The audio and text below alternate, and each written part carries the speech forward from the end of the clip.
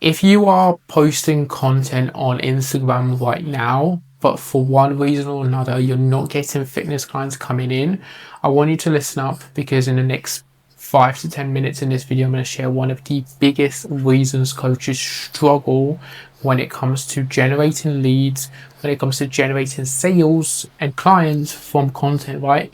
And one of the biggest struggles I see a lot for new coaches that inquire to get help with me to grow their business, one of the biggest struggles I see with coaches is they're actually posting content. They're posting content fairly consistently. They're posting, once a day, once every other day for 3 months, for 6 months, but for one reason or another, their content simply isn't generating them leads. And here's exactly one of the biggest issues I see and how you can solve it in order to grow and build and scale your coaching business, right? One of the biggest issues I see coaches make when it comes to just posting content, but it is that they're posting almost for the sake of posting, right? There's two big issues. The first big issue for coaches is that they're posting content with the sole goal of looking clever and looking smart in front of other personal trainers. They're trying to look smart, they're trying to look clever in front of other coaches. But here's one of the biggest lessons: other coaches, other personal trainers, they're not going to pay the bills. So if you can do your absolute best to stop focusing, stop worrying on what other coaches are thinking about, what other coaches will not judge you for, because those are not going to pay the bills, right? So if we can start to detach ourselves as much as possible about thinking about other coaches, right?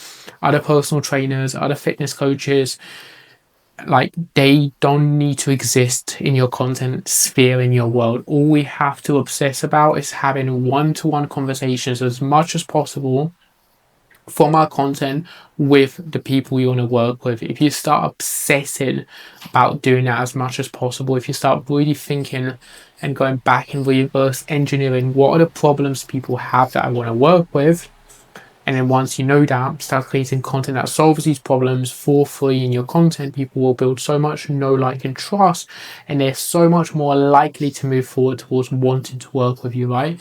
So that's the very first thing I would look at when it comes to creating content to actually get clients and get leads and sales for your coaching business, and not just create content, 3 months go by, 6 months go by, and nothing happens, right? So that's the very first thing I'd look at. And don't be afraid of using the words that the people you want to work with are using, right? So if you're working with busy mums, or you want to work with mums, and they say that they want to tone up a lot in their content, or they say they want to tone up a lot in terms of the goals, and they book sales calls with you, right? Don't be afraid to use that in your content. Like, it's going to pull people, and it's going to pull the right people in that you actually want to work with, and the people that have this problem.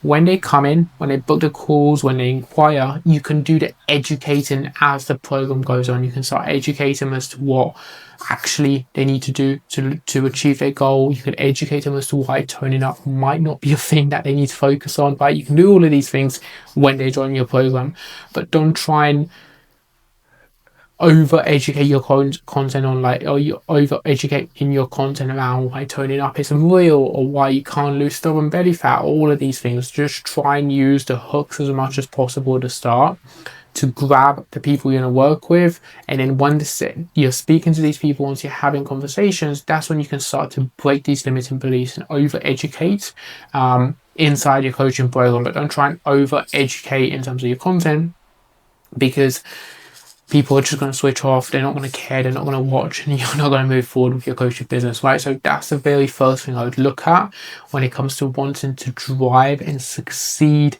with the success of your coaching business and your content to move things forward. And also, the second thing I would look at when it comes to driving, when it comes to succeeding with coaching, when it comes to moving things forward, is actually rather Simple, right? The second thing you need to obsess about is being more of a problem solver in your content.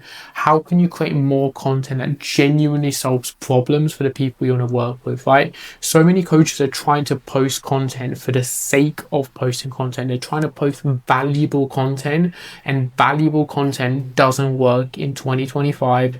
It's dead, right? It's not going to get clients. It's not going to move forward. So don't try and post valuable content, but try and post content that's genuinely solving hyper specific problems for the people you want to work with. If you can become super specific about what kind of problems are you solving with every piece of content, and you block out every bit of noise in terms of what the coaches are posting, or if you block out every bit of noise in terms of not being judged by the coach, and you just become super specific with solving specific problems that people you want to work with, it's going to be so much easier to grow. It's going to be so much easier to get clients, so much easier to actually get your content to convert and move things forward. But a lot of the time, the reason coaches struggle with building and growing and scaling their coaching business is that they are trying to just be valuable in terms of their content. They're trying to almost just post and sort of everything all at once in their content. You can't solve every single problem your audience has in one piece of content that's 60 seconds long, right?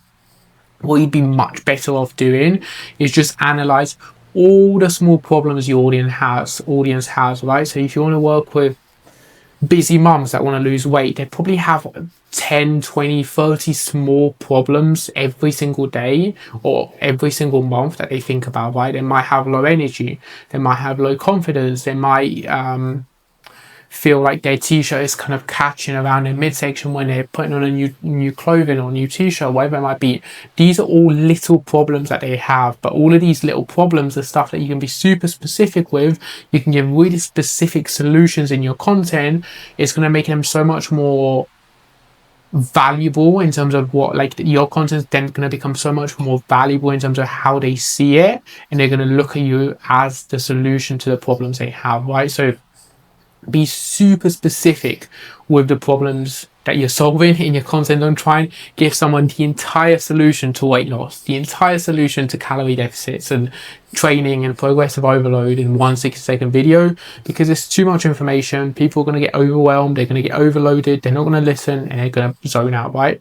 So solve small problems, small, very specific problems in your content. Block out the noise of what everyone else are doing. It'll become way easier and way quicker for you to get your content to convert and for you to be able to drive and succeed with it. Make those two small changes, watch your content convert exponentially better, and it'll make everything much, much easier. This is just a raw take here from from my apartment here when I'm visiting my grandma back in Bulgaria. So I'm just visiting my grandma, so I just wanted to film this quickly off the cuff, inspired by a new kind of sales call I just had and the discovery call I had with a potential client. So hope you take value from this video. If you have any specific questions, anything you want covered next, make sure to leave it in the comment below. And I've also recently put together a completely free live workshop, which is at 40 minutes, where we'd literally sit down and break down a few coaches in their business in terms of Instagram strategy, social media, selling systems, and how to grow in 2025 going into 2026 with the new type of content that works for fitness coaches. If you want to grab the recording of this training, of this workshop completely for free, I'll attach a link below so you can do that, and hit subscribe if you want more videos just like this to grow and succeed with your coaching business.